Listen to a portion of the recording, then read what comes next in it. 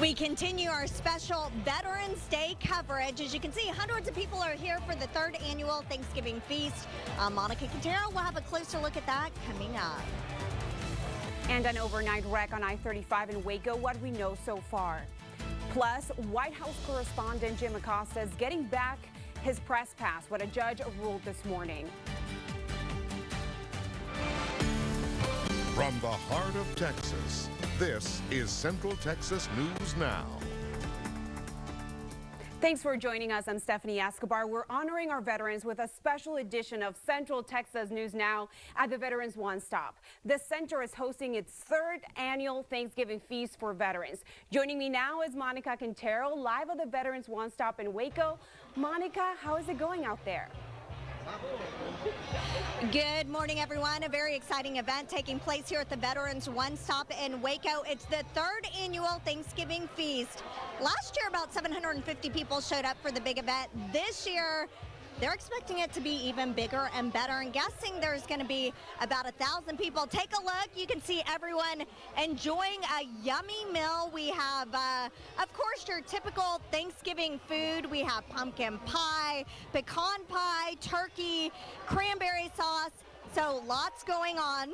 We also have some special guests joining us. We have the director of the Veterans One Stop, Delisa Russell. Hello, how are you? Hi, I'm great. I want you to talk to my good friend, Mr. Joe Cotton here. Yeah. Mr. Joe Cotton, thank you for your service. We appreciate it. Yeah, good. It's a pleasure to be here, believe me. Talk to me about what an event like this means to you. I mean, we can't thank you enough for your service. What does it mean to you to have the community out here showing their support? Well, it's such a pleasure to me. I'm almost speechless. I can't imagine this many people showing up. Most of which, all of which, are important in the State of the Union now. Talk to us about your background. I see you have a hat on with World War II Korean veteran. Tell me a little bit about your background in the military. Well, I was drafted right after the Pearl Harbor from Waco, and I when the Army initially to basic training in Arkansas and then overseas to Europe. We landed in France 5 days after the big thing across the channel from.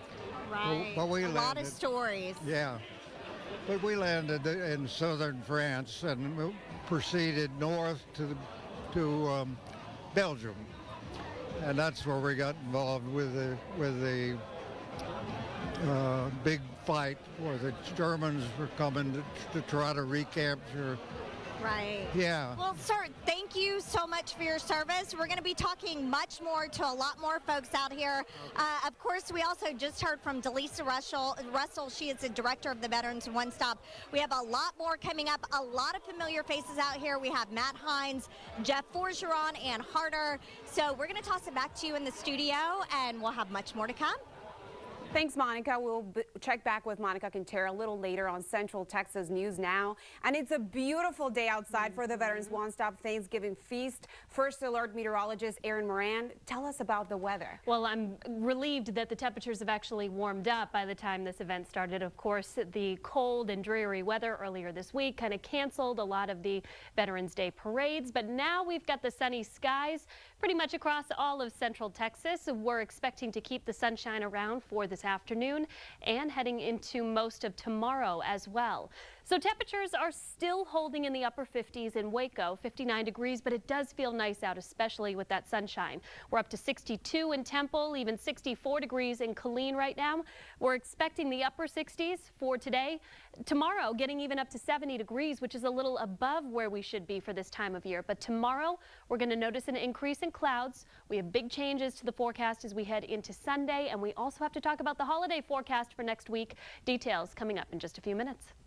Thanks, Erin. An accident involving an 18-wheeler and an SUV slowed traffic on I-35 southbound in Waco overnight. Police received the call just before 1 a.m. We're still working to determine if anyone was hurt. Stick with Central Texas News Now for the latest on this developing story.